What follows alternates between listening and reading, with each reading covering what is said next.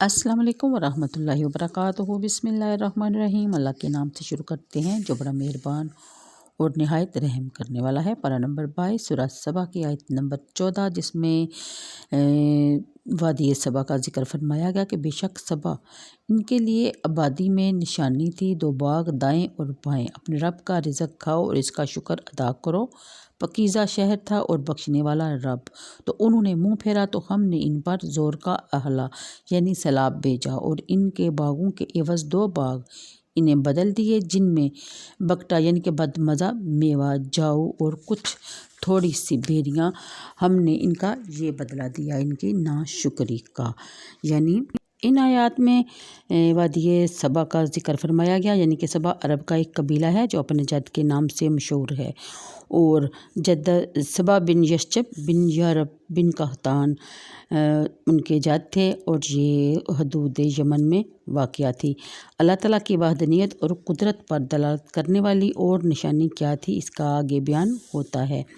یعنی کہ ان کی وادی کے دائیں اور بائیں دور تک چلے گئے۔ ان سے کہا گیا تھا کہ اللہ کا شکر ادا کرنا۔ باغ ایسے کثیر الثمر تھے کہ جب کوئی شخص سر پر ٹوکرا لیے گزرتا تو بغیر ہاتھ لگائے قسم قسم کے میووں سے اس کا ٹوکرا بھر جاتا۔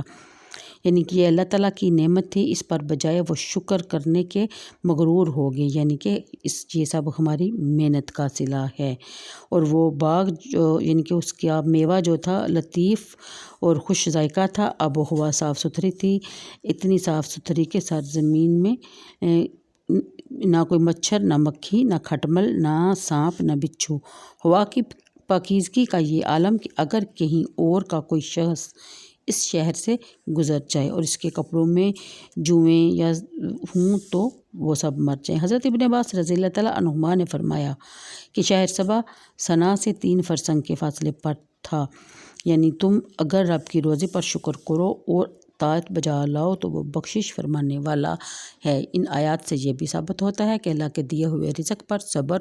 اور شکر بجا لانا چاہیے تاکہ اللہ تعالیٰ رزق میں برکت دے۔ اگلی آیت کے مطابق اس کی شکر گزاری سے اور انبیاء علیہ السلام کی تکذیب کی وہب کا قول ہے کہ اللہ تعالیٰ نے ان کی طرف 13 نبی بھیجے جنہوں نے ان کو حق کی دعوتیں دی اور اللہ تعالیٰ کی نعمتیں یاد دلائیں اور اس کے عذاب سے ڈرایا، مگر وہ ایمان نہ لائے، اور انہوں نے انبیاء کو جھٹلایا اور کہا کہ ہم نہیں جانتے کہ ہم پر خدا کی کوئی بھی نعمت ہوئی ہو۔ تم اپنے رب سے کہہ دو کہ اس نے جو نعمتیں ہمیں دی ہیں وہ ہم سے روک لے، استغفر اللہ۔ اگلی آیت کے مطابق عظیم سیلاب جس سے ان کے باغ اموال سب ڈوب گئے اور ان کے مکانات ریت میں دفن ہو گئے اور اس طرح تباہ ہوئے کہ ان کی تباہی عرب کے لیے مثال بن گئی۔ اگلی آیت کے مطابق یعنی کہ پھر دوبارہ نہایت بد مزہ باغ ان کی جگہ اگائے گئے، یعنی کہ جب سیلاب کی تباہ کاریوں کے بعد وہاں نہایت بد مزہ جیسی ویرانوں میں جم آتی ہیں، اس طرح کی جھاڑیاں اور وحشتناک جنگل جو ان خوشنما باغوں کی جگہ پیدا کیے گئے، اور یہ ان کی ناشکری کا بدلہ تھا۔ اور اگلی آیتوں میں ذکر ہے وہ کہ ہم نے ان کے لیے ان شہروں میں جن میں ہم نے برکت رکھی سرے راہ کتنے شہر ہیں اور انہیں منزل کے اندازے پر رکھا، ان میں چلو راتوں اور دنوں میں امن ہی امن تھا۔ تو وہ بولے یعنی کہ آیت نمبر 18 میں کہ اے ہمارے رب ہمیں سفر میں دوری ڈال، اور انہوں نے خود اپنا ہی نقصان کیا تو ہم نے انہیں کہانیاں کر دیا۔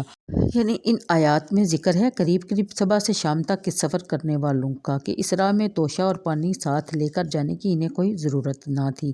کہ چلنے والا ایک مقام سے صبح چلے تو دوپہر کو ایک آبادی میں پہنچ جائے، یمن سے شام تک کا تمام سفر اسی آسائش کے ساتھ طے ہو سکے۔ اور ہم نے ان سے کہا کہ یعنی کہ کہ ان میں چلو راتوں اور دنوں میں امن اور امان کے ساتھ، تو بولے اے ہمارے رب ہمیں سفر میں دوری ڈال دے، انہوں نے خود اپنا ہی نقصان کیا۔ اس آیت کے بارے میں یہاں یہ ذکر فرمایا گیا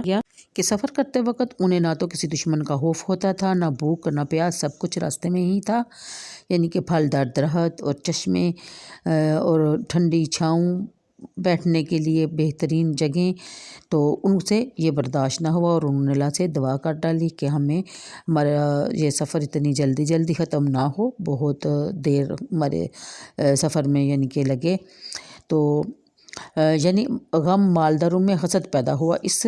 آیت سے ثابت ہوتا ہے کہ انہوں نے جو مالدار لوگ تھے ان کو یہ دیکھ کر پریشانی ہوئی کہ یہ بھی ہماری طرح ہی کھاتے پیتے ہیں اور سفر میں ان کے لیے بھی بہت ساری آسانیاں اللہ تعالیٰ نے پیدا کر دی ہیں، تو وہ ہمارے اور غریبوں کے درمیان کوئی فرق ہی نہیں رہا، قریب قریب کی منزلیں ہیں، لوگ حرامہ حرامہ ہوا ہوری کرتے چلے آتے ہیں۔ تھوڑی دیر کے بعد دوسری آبادی تکان ہے اور نہ کوفت، اگر منزلیں ہوتی، سفر کی مدت دراز ہوتی، راہ میں پانی نہ ملتا، جنگلوں اور بیابانوں میں گزر ہوتا تو ہم توشہ ساتھ لیتے،